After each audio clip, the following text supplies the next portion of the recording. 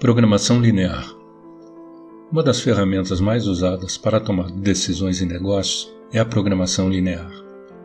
A programação linear é uma técnica matemática de otimização inventada em 1947 para resolver problemas muito comuns em economia. Vamos supor que um fazendeiro tem 10 km² de terra onde plantará café ou milho.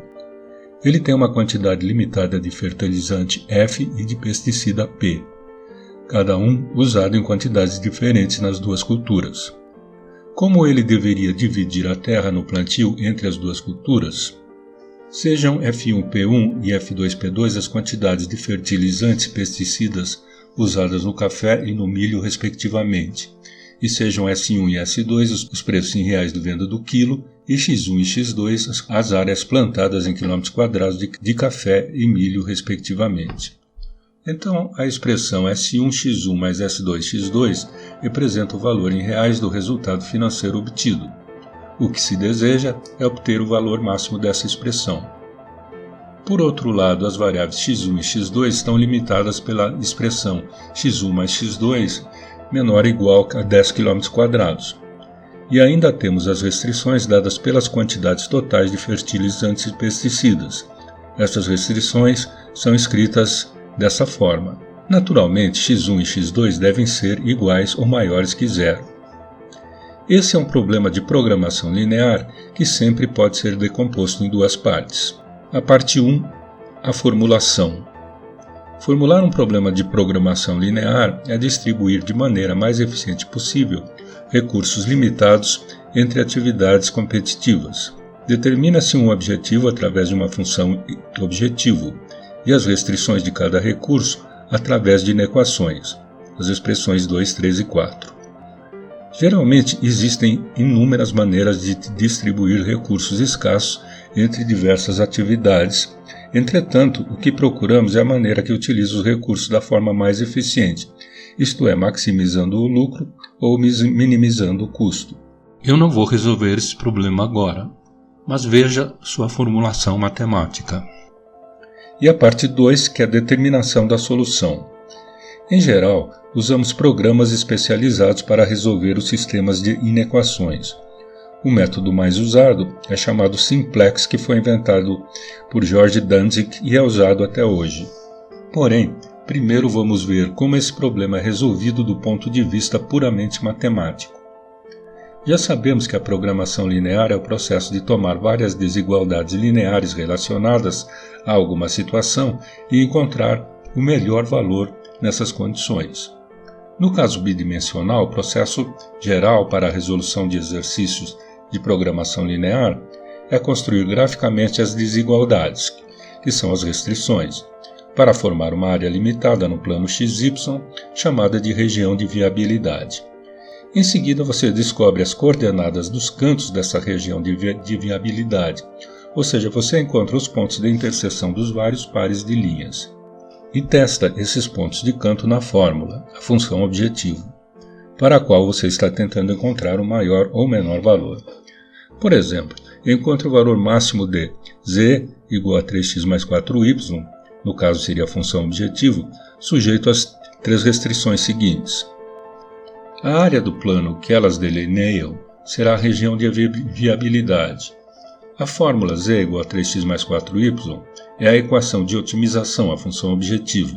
Precisamos encontrar os pontos extremos x, y da região de viabilidade que retornam os maiores e menores valores de z.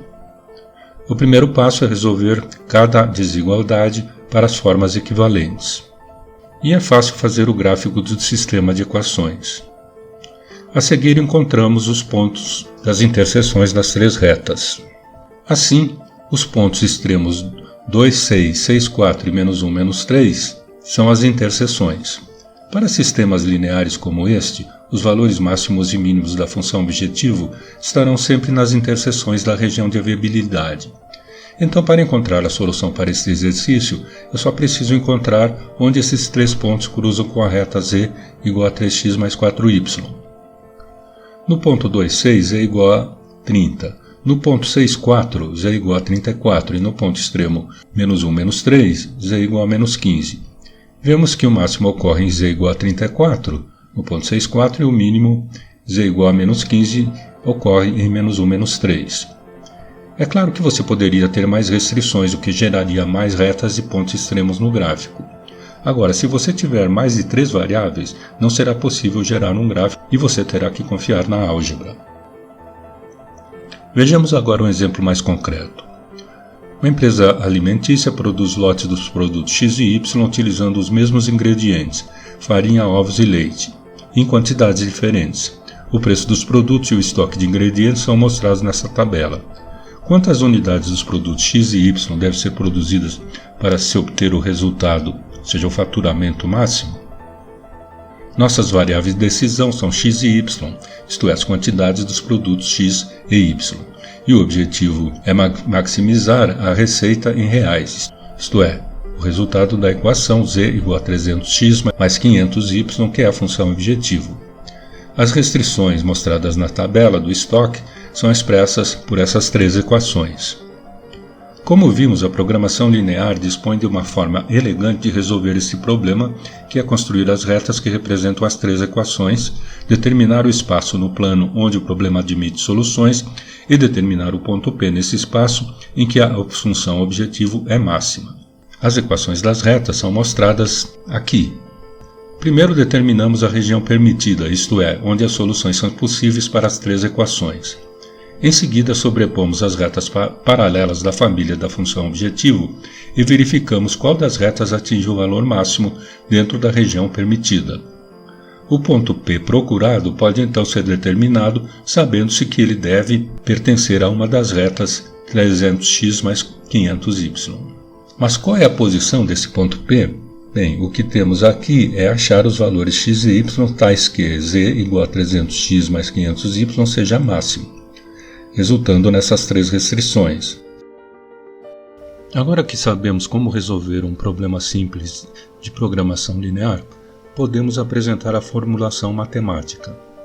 Tecnicamente, a programação linear pode ser formalmente definida como um método de otimização, ou seja, maximizar ou minimizar uma função linear para uma série de restrições indicadas na forma de equações lineares.